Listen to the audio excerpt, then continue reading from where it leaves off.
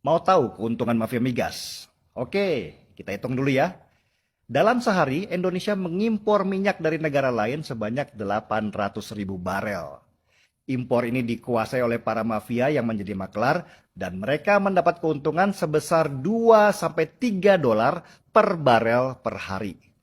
Jadi kalau dikalikan, kelompok mafia ini bisa mendapat keuntungan 2,4 juta dolar per hari. Atau kalau dirupiahkan dengan asumsi 1 dolar sama dengan 14.000 rupiah, maka si mafia mendapat untung tanpa harus kerja keras sebesar 33,6 miliar rupiah per hari, saudara-saudara. Kalau 1 bulan kita hitung saja 30 hari, maka si mafia migas dapat keuntungan 1 triliun rupiah per bulan. Dari keuntungan itu sebesar 30%-nya minimal dibagi-bagi ke banyak pejabat dan partai. Ini yang menjadikan si mafia migas kuat sekali. Siapapun yang mau menghancurkan mereka akan dihancurkan dulu dengan lobby-lobby politik. Jadi paham kan kenapa mereka pengen sekali Jokowi tidak jadi presiden? Kalau bisa, kudeta pun akan mereka lakukan, asal bisa terus berkuasa. Jokowi sudah menugaskan banyak orang untuk memberantas mafia migas itu. Tapi orang-orang itu ternyata ikut bermain juga. Lagian siapa sih orang yang tidak hijau matanya kalau dikasih gaji miliaran rupiah per bulan? Inilah yang membuat Jokowi susah dan marah-marah. Sudah sejak 2014 dia memerintahkan basmi mafia migas. Tapi mafianya nggak mati, cuman ganti baju saja. Jokowi tidak mudah melawan sistem yang sudah dibangun si mafia bertahun-tahun lamanya. Salah satu mafia migas yang sudah berhasil dibasmi adalah Petral. Dulu, impor minyak kita selalu lewat Petral. Sesudah dibubarkan, mafianya malah menyebar dan terbagi dalam beberapa kelompok yang sama kuatnya. Dan percaya atau tidak, orangnya ya itu saja. Itulah kenapa kita tidak pernah berhasil membangun kilang pengolahan minyak di negeri ini. Kalau kilang sudah berhasil dibangun, maka impor minyak pasti akan turun. Kalau turun, maka keuntungan mafia juga turun. Ini yang tidak dimaui oleh mereka. Karena itu mereka melakukan banyak hal. Mulai dari menyuap para pejabat supaya izin pembangunan kilang tidak keluar, sampai menakut-nakuti negara produsen yang mau investasi kilang di sini supaya jangan pernah mau jadi antek Jokowi. Selain itu, para mafia juga merencanakan kudeta seandainya Jokowi terpilih jadi presiden lagi.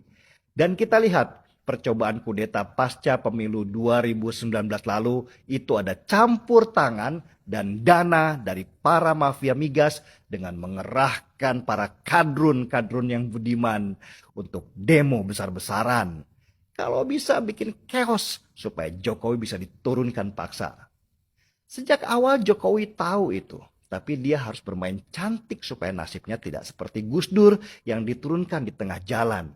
Dia mau tidak mau harus kompromi supaya Indonesia tenang dan tidak kacau ketika sedang mengusik sarang lebah yang sudah lama bersarang.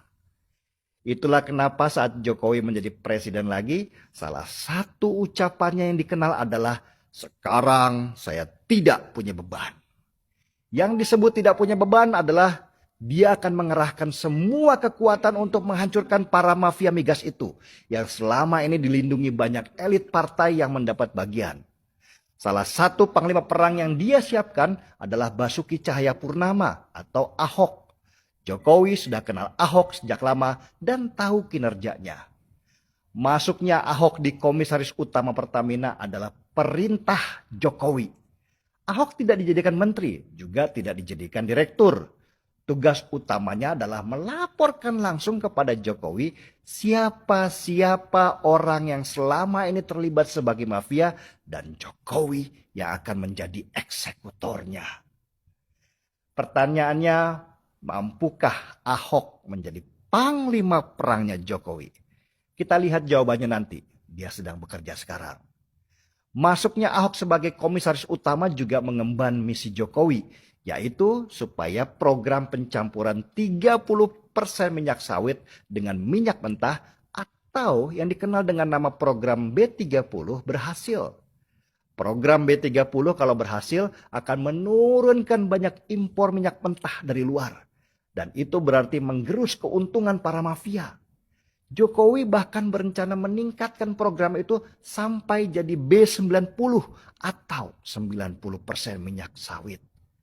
Program mengganti minyak mentah dengan minyak sawit ini tentu mendapat perlawanan keras. Para mafia migas membayar banyak orang untuk menyerang Jokowi dengan menyebarkan isu lingkungan. Jadi kalau ada SJW-SJW yang sibuk dengan isu lingkungan, kita tahu dari mana isu itu mereka dapatkan. Bukan hanya lawan di dalam negeri, Jokowi juga menghadapi lawan dari luar untuk program B30 ini. Terutama Uni Eropa yang melarang penggunaan minyak sawit di negaranya. Apa kata Jokowi waktu menghadapi situasi itu? Kita lawan mereka, katanya tegas. Jokowi memang tidak main-main dalam melawan mafia migas. Segala upaya dia lakukan, tapi tetap dengan main cantik supaya tidak terjadi kerusuhan. Jadi paham kan mengapa menjadi presiden yang benar itu tidak mudah? Harus ada skala prioritas dalam menentukan siapa lawan terkuat. Karena kalau musuh terlalu banyak dalam satu kesempatan, Jokowi bisa jatuh berdebam. Jokowi berpacu dengan waktu. Karena ada indikasi kalau para mafia migas mundur sejenak untuk mengatur kekuatan. Dan kekuatan mereka nanti ada di Pilpres 2024. Mereka sedang mengatur siapa calon presiden berikutnya yang akan merusak semua pekerjaan Jokowi sekarang dan menjadikan mereka berkuasa lagi. Saya tahu siapa calon presiden yang sedang dipersiapkan. Anda juga pasti tahu. Yaitu dia yang sedang mempersiapkan narasi pribumi dan seiman. Markibong, mari kita bongkar semuanya. Kebetulan saya sedang di Selandia Baru, di Christchurch. Saya tidak punya kopi untuk diseruput, terpaksa seruput